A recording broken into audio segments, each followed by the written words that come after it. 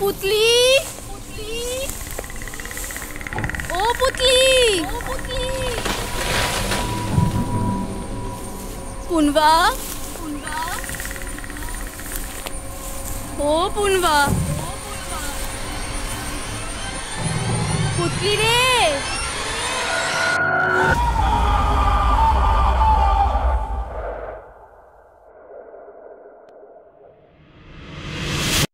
নমস্কার, আপনি শুনছেন নোটে গাছতলার গল্প।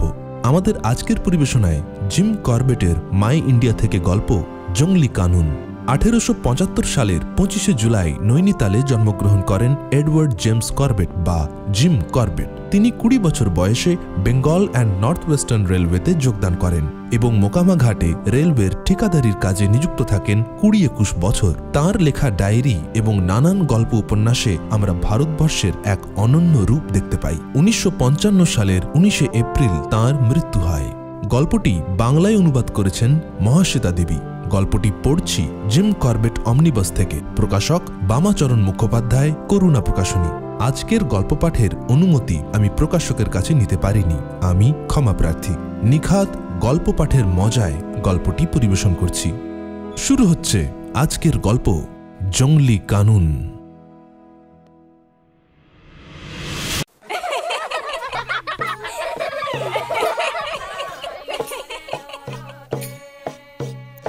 হরকোয়ার আর কুন্তির বয়স যোগ করলে যখন 10ও হয় না, তখনই তাদের বিয়ে হয়ে গিয়েছিল। তখনকার দিনে ভারতে এটা সম্পূর্ণ স্বাভাবিক ব্যাপার ছিল। হয়তো আজও থাকত যদি মহাত্মা গান্ধী আর মিস মেও না জন্মাতেন। বিরাট দুনাগিরি পর্বতের পাদদেশে কয়েক মাইল তফাতের 2 গ্রামে বাস করত হরকোয়ার আর কুন্তি। তারা আগে কখনো কেউ কাউকে দেখেনি। শেষে এক পরম দিনে ঝকঝকে নতুন জামাকাপড়ে সেজে খুব অল্প একটু সময়ের জন্যে তারা মস্ত একদল আত্মীয় আর বন্ধুদের আকর্ষণের কেন্দ্র হয়ে উঠেছিল। সেদিন তারা পেট ভরে হালুয়া আর পুরি খেতে পেয়েছিল বলে এই দিনটির কথা অনেক দিন তাদের মনে ছিল। তাদের বাপেদেরও মনে ছিল, কেননা সেই দিন তাদের বাপমা স্থানীয় গ্রামের বেনেমশাই বেজায় দায় দেখে কয়েকটা করে টাকা দিয়েছিলেন আর তাঁর খাতায় তাদের নামের পাশে নতুন একটি সংখ্যা লিখে রেখেছিলেন। সেই টাকা দিয়েই তো তাদের ছেলে মেয়েদের যে বয়সে বিয়ে হওয়া উচিত সেই বয়সে আর গ্রামের পুরুত মশাইয়ের ঠিক করা শুভ দিনে বিয়ে দিয়ে সমাজে নিজেদের মান সম্ভ্রম রক্ষা করা সম্ভব হয়েছিল। অবশ্য কথা ঠিক যে অনুগ্রহটুকুর জন্যে মহাজন যে শতকরা 50 টাকা হারে সুদ দাবি করেছিলেন সেটা বড্ড বেশি। কিন্তু ভগবানের ইচ্ছে হলে তার অন্তত কিছুটা শোধ করা যাবেই। আরও ছেলে মেয়েদের বিয়ে তো বাকি আছে, তখন ওই দয়ালু মহাজনটি ছাড়া আর কে সাহায্য করবে তাদের? বিয়ের পর কুন্তি তার বাপের বাড়িতেই ফিরে এলো। তারপর কয়েক বছর ধরে খুব গরিব ঘরের ছেলে মেয়েদের যেসব ঘরের কাজ করতে হয় সেই সব কাজ করে কাটালো। বিয়ে হওয়ায় তার জীবনে শুধু এইটুকু তফাৎ এলো যে অবিবাহিত মেয়েরা যে পোশাক পরে তা আর সে পরতে পেত না। তার নতুন পোশাক এখন হলো 3টি জিনিস নিয়ে: ছোট্ট একটি হাত কাটা কাঁচুলি, কয়েক ইঞ্চি লম্বা একটি ঘাগরা, আর হাত 3 লম্বা একখানা চাদর যার একটা কোণ ঘাগরাটায় গোঁজা আর অন্য দিকটা মাথার উপর জড়ানো। কুন্তির কয়েকটা বছর নিশ্চিন্তে কেটে গেল। উল্লেখযোগ্য কোনো ঘটনা ঘটল না। শেষে সেই দিনটি এলো যখন ঠিক হলো যে তার স্বামীর কাছে যাবার উপযুক্ত বয়স হয়েছে। আবার মহাজনটি এসে তাদের উদ্ধার করলেন। তখন নতুন জামাকাপড়ে সেজে কাঁদতে কাঁদতে একটি ছোট্ট বউ তার বাচ্চা বরের ঘরের দিকে রওনা হয়ে গেল। কুন্তির ক্ষেত্রে এই বাড়ি বদলের অর্থ শুধু এইটুকু হলো যে আগে সে তার মার জন্য যেসব কাজ করে দিত, এখন সেগুলো তার শাশুড়ির জন্য করতে হবে। ভারতে গরিবদের ঘরে কেউ বসে বসে খায় না। ছোট বড় সবাইকে নির্দিষ্ট কাজ করতে হয় এবং তারা তা খুশি হয়েই করে থাকে। কুন্তী এখন রান্নার কাজে সাহায্য করবার মতো বড় হয়েছিল। সকালবেলার খাওয়া শেষ হয়ে গেলেই মজুরির বিনিময়ে খাটতে পারে এমন সবাই যার যার কাজে বেরিয়ে যেত। সে কাজ যত তুচ্ছ হোক না কেন, তাতেই পরিবারের তহবিলে কিছু যোগ হতো। হরকোয়ারের বাপ ছিল রাজমিস্ত্রি। সে তখন আমেরিকান মিশন স্কুলে একটা গির্জা তৈরির কাজ করছিল। হরকোয়ারের উদ্দেশ্য ছিল যে সে তার বাপের লাইনেই যাবে। যতদিন না তার সে কাজ করার শক্তি হয়, ততদিন সে তার বাপ ও অন্য সব রাজমিস্ত্রির জোগালের কাজ করে দৈনিক 10 ঘন্টা খেটে 2 আনা মজুরি এনে সংসারের আয় বাড়াত। ওদিকে সেচ দেওয়া নিচু জমিগুলিতে ফসল পেকে উঠেছিল। সকালবেলা খাওয়ার পর এঁটো বাসনপত্র ধুয়ে মেজে কুন্তী তার শাশুড়ি আর তার অনেকগুলি জা ননদের সঙ্গে গাঁয়ের মোড়লদের খেতে চলে যেত। সেখানে গ্রামের মেয়েদের আর বউদের সঙ্গে সেও 10 ঘন্টা খেটে তার স্বামীর অর্ধেক মজুরি রোজগার করত। দিনের কাজ শেষ হয়ে গেলে গোধূলির সময় সমস্ত পরিবারটা ঘরে ফিরে আসত। মোড়লের জমিতে এই ঘরখানা বানিয়ে নেবার অনুমতি পেয়েছিল হরকোয়ারের বাপ। বড়রা যখন বাড়ি ছিল না, তখন বাড়ির বাচ্চা ছেলেমেয়েগুলো শুকনো কাঠকুটো কুড়িয়ে এনে রেখেছিল। তা দিয়ে রাত্রের খাবার রান্না করা হলো, খাওয়া হলো। এই আগুন ছাড়া ঘরে কখনো অন্য কোনো রকম আলো জ্বলেনি। থালাবাটিগুলো পরিষ্কার করে সেগুলো তুলে রেখে পরিবারের সবাই নিজের নিজের নির্দিষ্ট জায়গায় চলে গেল। হরকোয়ার শুলো তার বাবা ভাইয়ের কাছে, আর কুন্তী শুলো বাড়ির আর সব মেয়েদের মধ্যে। যখন হরকোয়ারের বয়স 18 আর কুন্তীর 16, তখন তারা তাদের সামান্য মালপত্র নিয়ে গিয়ে সংসার পাতল আর একটা কুড়ে ঘরে। রানীক্ষেত ছাউনি থেকে 3 মাইল দূরে এক গ্রামে হরকোয়ারের এক কাকা সেই ঘরখানায় তাদের থাকতে দিয়েছিল। ছাউনিতে তখন অনেকগুলো গোরা বাড়িক তৈরি হচ্ছিল, তাই রাজমিস্ত্রির কাজ পেতে কোনো অসুবিধা হলো না হরকোয়ারের। কুন্তীরও মজুরনির কাজ পেতে কষ্ট হলো না। সে একটা খাত থেকে পাথর বয়ে এনে দিয়ে আসত বাড়ি তৈরির জায়গাটাতে। 4 বছর ধরে এই ছেলে মানুষ বর আর তার বউ রানীক্ষেতের গোরা বাড়িকে কাজ করল। এর মধ্যে তাদের 2টি সন্তান হল। 4র্থ বছরের নভেম্বর মাসে বাড়িগুলো শেষ হয়ে গেল। হরকোয়ার আর কুন্তীকে নতুন কাজ খুঁজতে হলো। তারা সামান্যই টাকা জমিয়েছিল, তাতে তাদের দিন কয়েকের মাত্র খাওয়া চলতে পারত। শীতটা সে বছর তাড়াতাড়ি এসে পড়ল। বরাবর যেমন হয় তার চাইতে এবার বেশি শীত পড়বে এমন লক্ষণও দেখা গেল। পরিবারের কারোর গরম জামা ছিল না। দিন 7 ধরে কাজ খুঁজে খুঁজে ব্যর্থ হয়ে হরকোয়ার প্রস্তাব করল যে পাদশৈল শ্রেণীতে নেমে যাওয়া যাক। সে শুনেছে যে সেখানে নাকি একটা সেচ খালের মুখটি খননের কাজ চলছে। সেই অনুসারে ডিসেম্বরের গোড়ার দিকে গোটা পরিবারটি মহা উৎসাহে পাদশৈল শ্রেণীর দিকে তাদের দীর্ঘ পদযাত্রায় বেরিয়ে পড়ল। যে গ্রামে তারা 12 বছরের জন্যে সংসার পেতেছিল, সেখান থেকে কালাধুঙ্গিতে সেচ খালের কাজ যেখানে চলছিল তার দূরত্ব হবে মোটামুটি মাইল 50। রাত্রিতে গাছের তলায় ঘুমিয়ে আর দিনের বেলায় পালা করে ছেলে মেয়ে দুটিকে আর তাদের সামান্য মালপত্র বয়ে নিয়ে খাড়া এবড়ো খেবড়ো পথে প্রাণান্ত করে চড়াই আর উতরাই ভেঙে 6 দিনে ক্লান্ত আর ক্ষতবিক্ষত পায়ে হরকোয়ার আর কুন্তী কালাধুঙ্গিতে এসে তাদের যাত্রা শেষ করল। অনুন্নত শ্রেণীর অন্যান্য ভূমিহীন লোকেরা এই শীতের আরও গোড়ার দিকেই উঁচু পাহাড় থেকে পাদশৈল শ্রেণীতে এসে দলবদ্ধভাবে বাস করার জন্যে কুড়ে ঘর বানিয়ে নিয়েছিল। তার এক একটিতে 30টি পরিবার অবধি বাস করত। হরকোয়ার আর কুন্তী সেখানে ঠাঁই না পাওয়ায় তাদের নিজেদের জন্যে একটি কুটির বেঁধে নিল। বনের কিনারাই তারা এর জন্যে জায়গা ঠিক করল।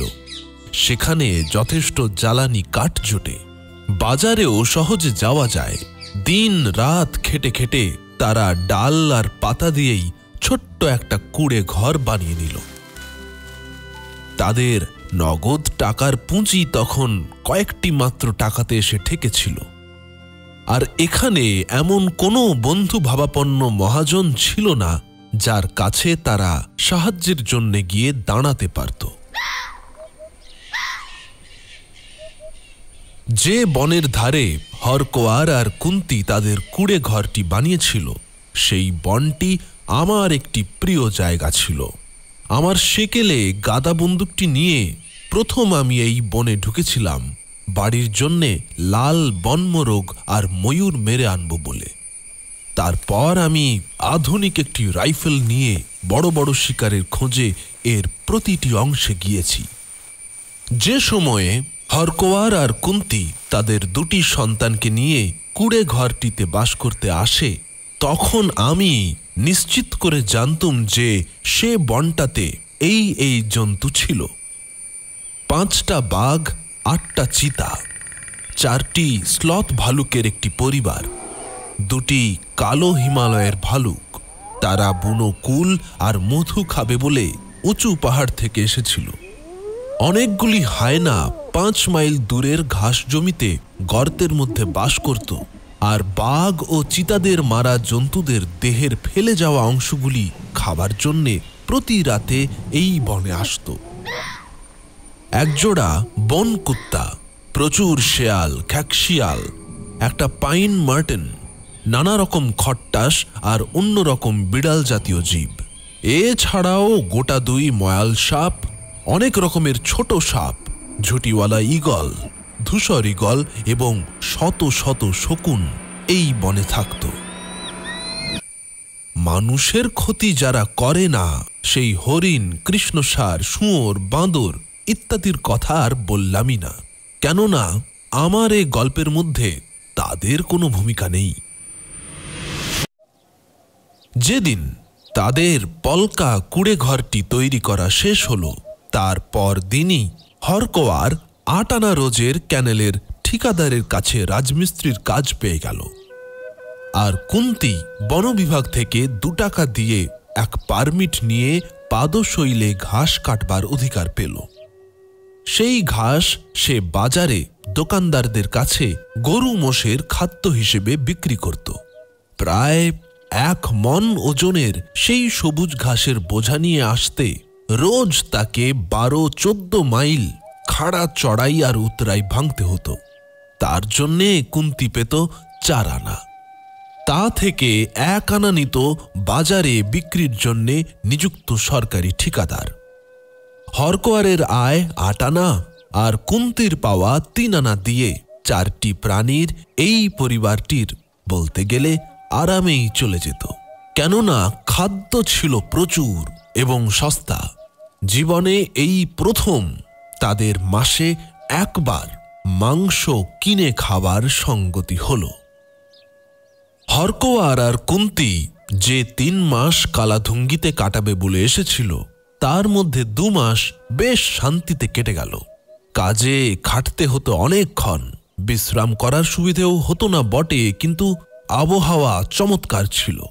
বাচ্চা দুটির স্বাস্থ্যও ভালো ছিল।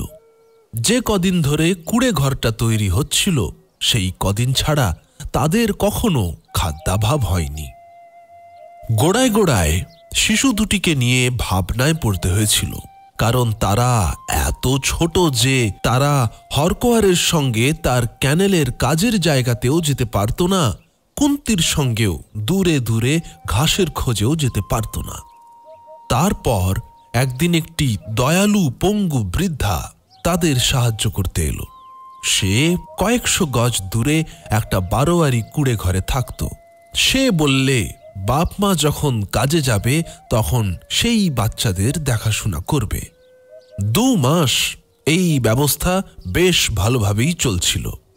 প্রতিদিন সন্ধ্যায় হরকোয়ার যখন 4 মাইল দূরে কাজ শেষ করে ফিরে আসত, আর তার খানিকক্ষণ বাদে কুন্তি তার ঘাস বিক্রি করে বাজার থেকে ফিরত, তখন তারা দেখতে পেত যে পুনোয়া আর পুঁতলি তাদের জন্যে সাগ্রহে অপেক্ষা করছে।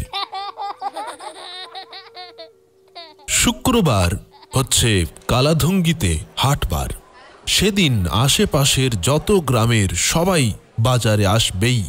সস্তায় খাবার, ফল, তরকারি ইত্যাদির জন্যে সেখানে অস্থায়ী চালাঘর তৈরি হয়। এই হাটবারে হরকোয়া আর কুন্তি অন্য দিনের চাইতে আধ ঘন্টা আগে কাজ থেকে ফিরে আসত, কেননা হাটে শাকসবজি কিছু পড়ে থাকলে রাত্রে দোকান বন্ধ হবার আগে সেগুলি কম দামে কিনতে পাওয়া যেত।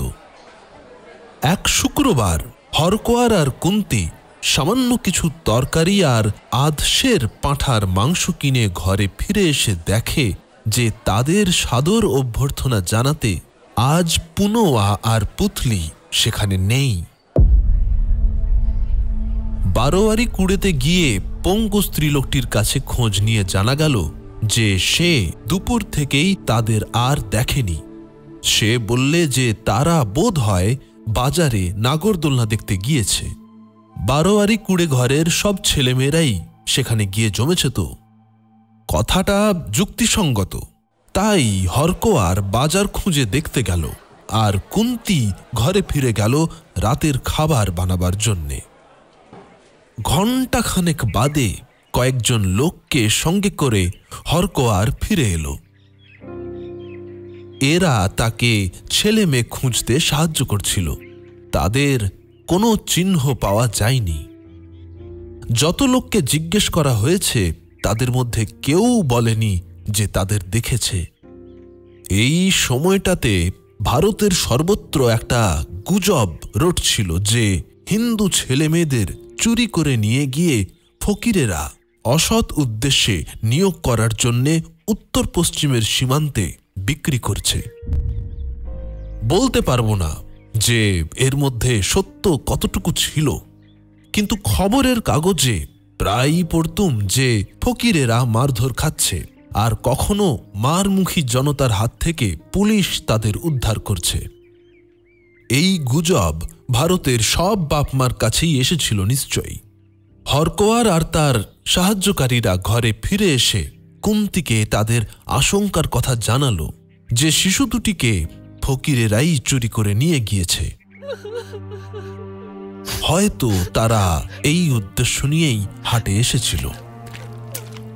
গ্রামের নিচের মাথায় একটি থানার 2 জন কনস্টেবল আর 1 জন হেড কনস্টেবল ছিল। হরকোয়ার আর কুন্তি চলল সেখানে। সঙ্গে গেল তাদের হিতার্থীরা। তাদের সংখ্যা ক্রমেই বাড়ছিল।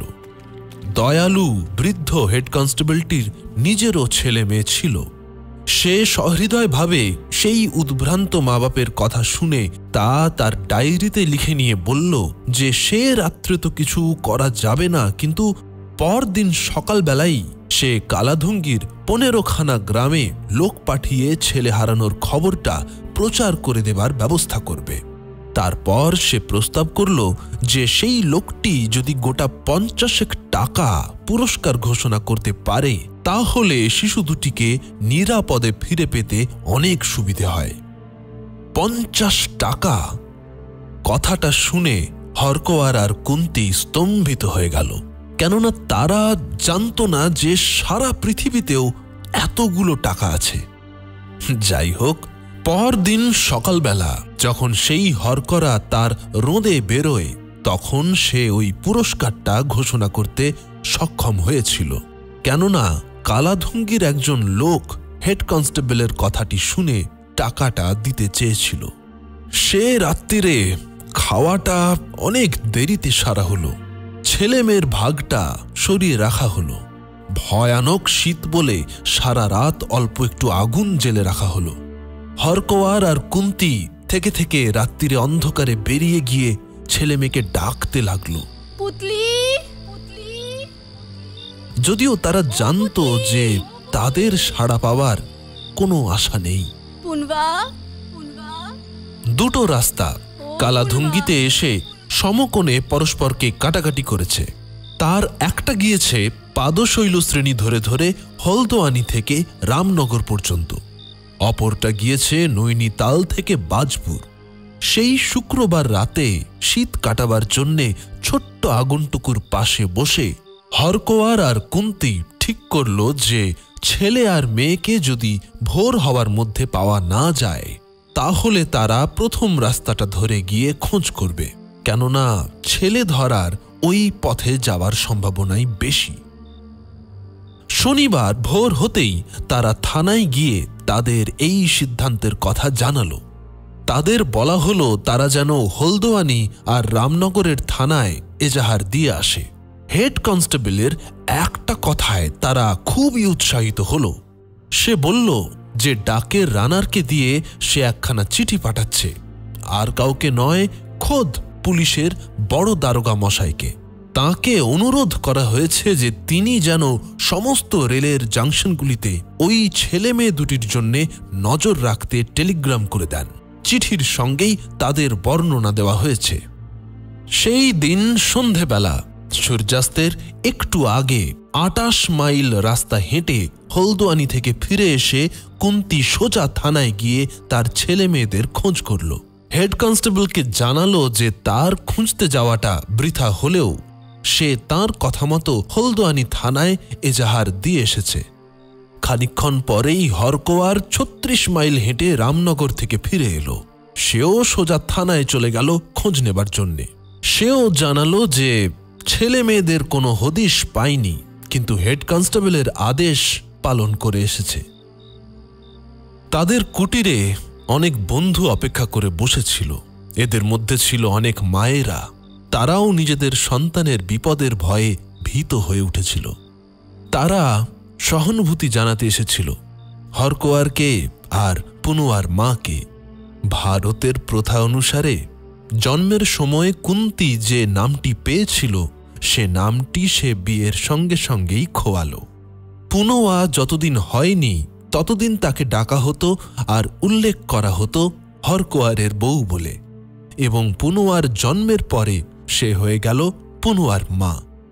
ঠিক শনিবারের মতোই রবিবারটা কেটে গেল।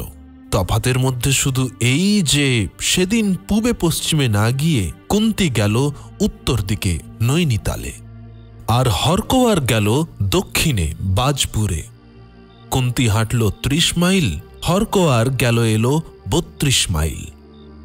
ভোরে বেরিয়ে রাত্রে ফিরে আসা পর্যন্ত সেই উদ্ভ্রান্ত পিতা আর মাতা এমন সব গহন অরণ্যে দুর্গম পথ অতিক্রম করেছিল যেখানে লোকেরা সাধারণ অবস্থায় বড় বড় দল না পাকিয়ে চলাফেরা করে না। ছেলে মেয়ের জন্যে উদ্বেগ ডাকাত ও হিংস্র পশুর ভয়কে ছাপিয়ে গিয়েছিল। নইলে ও পথে একা যাবার কথা হরকোয়ার ও কুন্তি মনেও ভাবত না। রবিবারের সেই সন্ধেবেলা ক্লান্ত আর ক্ষুধার্ত অবস্থায় তারা একজন নৈনিতাল আর অন্যজন বাজপুর থেকে ব্যর্থ মনোরথ হয়ে ফিরে এসে খবর শুনল যে হরকরা গ্রামে গ্রামে ঘুরে এবং পুলিশ তদন্ত করে ছেলে মেয়েদের কোনো চিহ্ন পায়নি। তখন তাদের মন ভেঙে গেল। আর কখনো যে তারা পুনুয়া আর পুতলিকে দেখতে পাবে সে আশা তারা ছেড়ে দিল।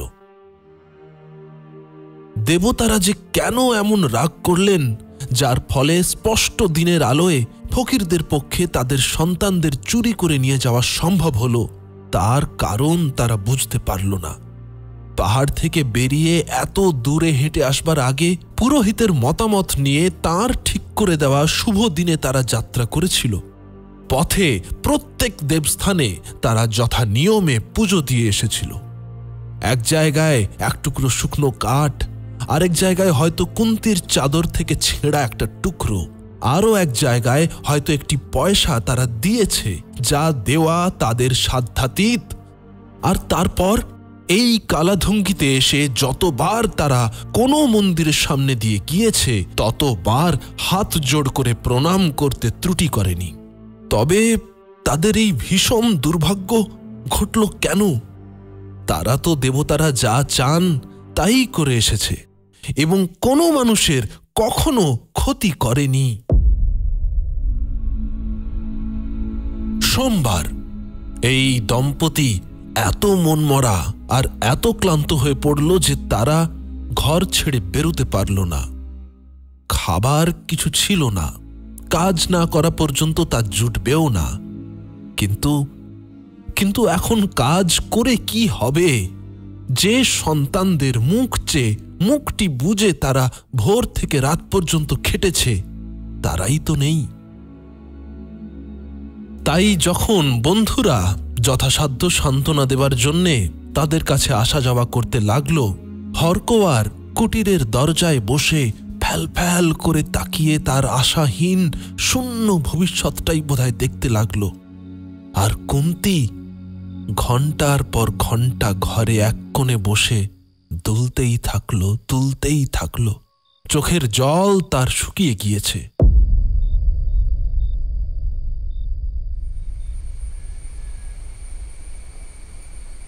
সেই সোমবারেই যে জঙ্গলে আমার উল্লিখিত বন্য জন্তু আর পাখিগুলি থাকত, আমার চেনা একটি লোক সেই জঙ্গলে মোষ চড়াচ্ছিল।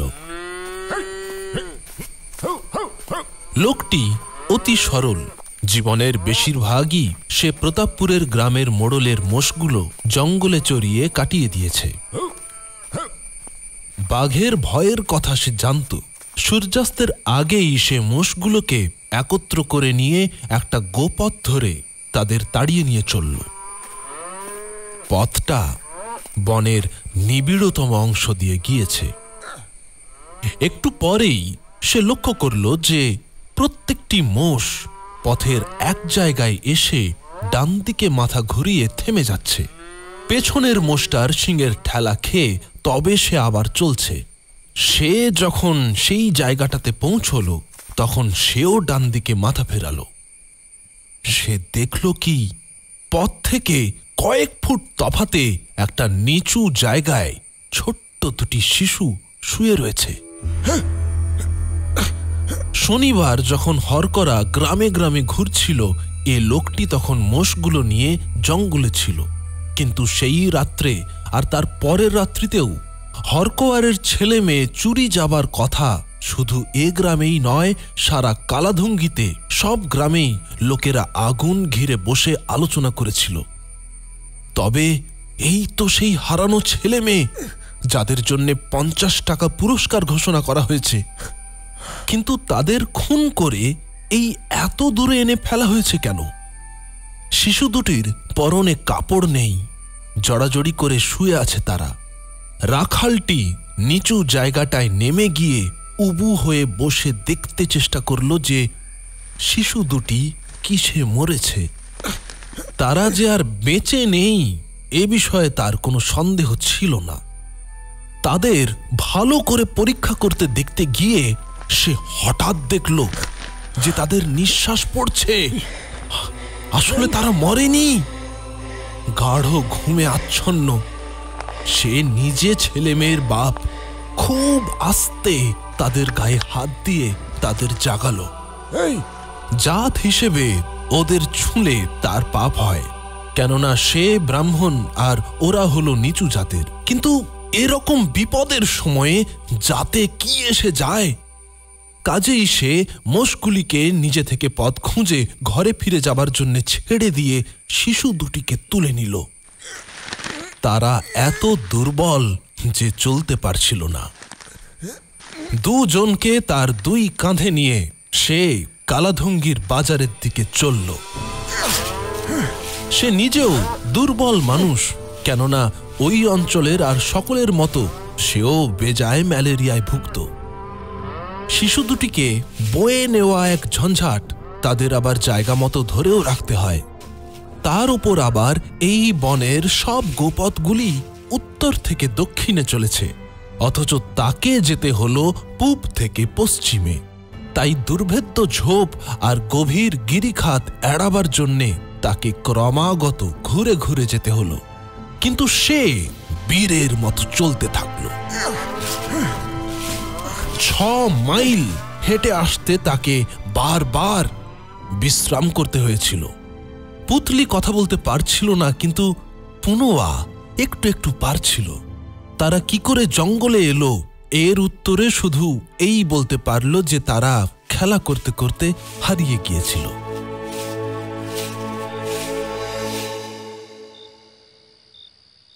রাত অন্ধকার হয়ে আসছিল। কুটিরের দরজায় বসে হরকোয়ার সেই দিকে একভাবে চেয়েছিল। এখানে ওখানে লণ্ঠন আর রান্নাঘরের আগুন জ্বলে ওঠায় সেই অন্ধকারের মধ্যে আলোকবিন্দু দেখা যেতে লাগল। এমন সময়ে সে দেখল যে ছোট্ট একটা দল বাজারের দিক থেকে আসছে। মিছিলের সামনে একজন লোক তার কাঁধের উপর কি যেন একটা নিয়ে হেঁটে আসছিল। চারদিক থেকে লোক এসে মিছিলটাতে যোগ দিচ্ছিল। একটা উত্তেজনাপূর্ণ গুঞ্জন তার কানে এলো, হরকোয়ারের ছেলে মেয়ে, হরকোয়ারের ছেলে মেয়ে। সে তার কান দুটোকে বিশ্বাস করতে পারছিল না, কিন্তু তাতে কোনো ভুলও তো নেই, কেননা মিছিলটা তার কুটিরের দিকেই আসছিল। কুন্তী দুঃখ, কষ্ট আর শারীরিক সহ্য শক্তির চরমে পৌঁছে কুড়ে ঘরের এক কোণে কুণ্ডুলি পাকিয়ে ঘুমিয়েছিল। হরকোয়ার তাকে ঝাঁকুনি দিয়ে জাগিয়ে দরজার কাছে নিয়ে আসতে আসতে সেই রাখালটি পুনোয়া আর পুতলিকে কাঁধে নিয়ে সেখানে এসে পৌঁছে গেল। কান্নার মধ্য দিয়ে উদ্ধারকর্তাকে সম্ভাষণ, আশীর্বাদ আর ধন্যবাদ জানানো হয়ে গেলে এবং বন্ধুবান্ধবদের অভিনন্দনের হিড়িক খানিকটা কমলে রাখালকে পুরস্কার দেবার কথাটা উঠল। গরিব লোকের পক্ষে 50টা টাকা হচ্ছে অগুন্তি টাকা। তা দিয়ে সে 3টে মোষ কিংবা 10টা গরু কিনে আজীবন স্বাধীনভাবে কাটাতে পারে। কিন্তু উদ্ধারকর্তাটিকে লোকেরা যতটা বাহাদুরি দিচ্ছিল, সে তার চাইতেও বাহাদুর লোক। সে বললে এই রাত্রিবেলা তার মাথায় যে আশীর্বাদ আর ধন্যবাদ বর্ষিত হলো, তাই তার পক্ষে যথেষ্ট পুরস্কার। সে ওই 50 টাকার একটি পয়সাও ছুঁতে একেবারেই অস্বীকার করল। হরকোয়ার আর কুন্তীও দান হিসেবে কিংবা ঋণ বলে ওই টাকাটা নিল না। যে ছেলে মেয়েদের আবার দেখতে পাওয়ার আশা তাদের ফুরিয়ে গিয়েছিল, তাদেরই তো ফিরে পেয়েছে তারা। এখন শরীরে একটু বল পেলেই তারা আবার কাজে লেগে যাবে। সমাগত লোকদের মধ্যে কেউ কেউ আন্তরিক আনন্দিত হয়ে বাজারে ছুটে গিয়ে যে দুধ, মিঠাই আর পুরি নিয়ে এসেছে, আপাতত তাই দিয়ে তাদের চলে যাবে।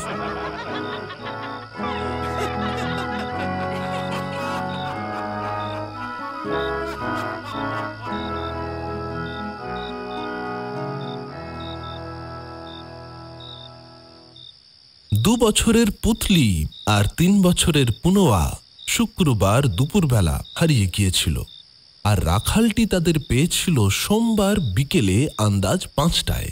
77 ঘন্টার ব্যাপার। এই 77 ঘন্টা ওই শিশু দুটি যে বনে কাটিয়েছিল, সেখানে আমার জ্ঞানত কত বন্য প্রাণী ছিল তার বর্ণনা আমি আগেই দিয়েছি।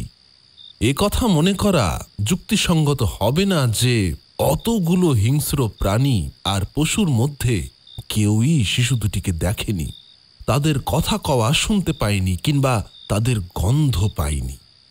অথচ যখন রাখালটি পুনোয়া আর পুতলিকে এনে তাদের বাপ মায়ের হাতে দিল, তখন তাদের গায়ে একটি দাঁতের বা নখের দাগও ছিল না। একবার আমি দেখেছিলুম যে একটি বাঘিনী একটি 1 মাসের ছাগলছানাকে ধরবার জন্যে গোপনে এগোচ্ছে। জায়গাটা ফাঁকা ছিল বলে বাঘিনীটা কিছু দূরে থাকতেই ছাগলছানাটা তাকে দেখতে পেয়ে চেঁচাতে শুরু করলো। বাঘিনীটা গোপনতা ত্যাগ করে শটাং তার দিকে চলে গেল। বাঘিনীর কাছে এসে সে তার গলাটা বাড়িয়ে মুখ উঁচু করে তাকে শুঁকতে গেল। আমার বুকটা কয়েকবার ঢিপ ঢিপ করতে যতটুকু সময় লাগলো, ততক্ষণ সেই 1 মাসের বাচ্চাটা আর বনের রানীজি নাকে নাক ঠেকিয়ে দাঁড়িয়ে রইল। তারপর রানী মুখটা ফিরিয়ে যেদিক থেকে এসেছিল সেই দিকে ফিরে গেল। হিটলারের যুদ্ধ যখন শেষ হয়ে আসছে, তখন আমি 1 সপ্তাহের মধ্যে ব্রিটিশ সাম্রাজ্যের 3 জন শ্রেষ্ঠ লোকের বক্তৃতার উদ্ধৃতি পড়েছিলুম। তাঁরা যুদ্ধের নৃশংসতা নিন্দা করে অভিযোগ করেছিলেন যে মানুষে মানুষে যে যুদ্ধ, তার মধ্যে জঙ্গলি কানুন প্রয়োগ করেছে শত্রুপক্ষ। সৃষ্টিকর্তা বনের প্রাণীদের জন্য যে কানুন করেছেন, মানুষের জন্য যদি তা করতেন তাহলে যুদ্ধই হতো না। কেননা তাহলে মানুষের মধ্যে যারা প্রবল, দুর্বলের জন্যে তারাও ঠিক সেই রকম সহৃদয়তাই দেখাতো যা বনের প্রাণীরা চিরকাল দেখিয়ে আসছে। নোটে গাছতলার গল্পে আজ শুনছিলেন জিম করবেটের গল্প জঙ্গলি কানুন। কেমন লাগলো এবং এরকম আরও গল্প শুনতে চান কিনা অবশ্যই আমাদের জানান নিচের কমেন্ট বক্সে। ভিডিওটিকে লাইক করতে ভুলবেন না এবং শেয়ার করে নিন আপনার সোশ্যাল মিডিয়াতে এবং আরও গল্পপ্রেমী মানুষদের সঙ্গে। শ্রোতা বন্ধুদের জানাই অসংখ্য ধন্যবাদ আমাদের সঙ্গে সময় কাটানোর জন্য। খুব শিগগির ফিরে আসবো আরও সুন্দর গল্প নিয়ে। খুব ভালো থাকবেন। আজকের মতো বিদায় বন্ধু, নমস্কার।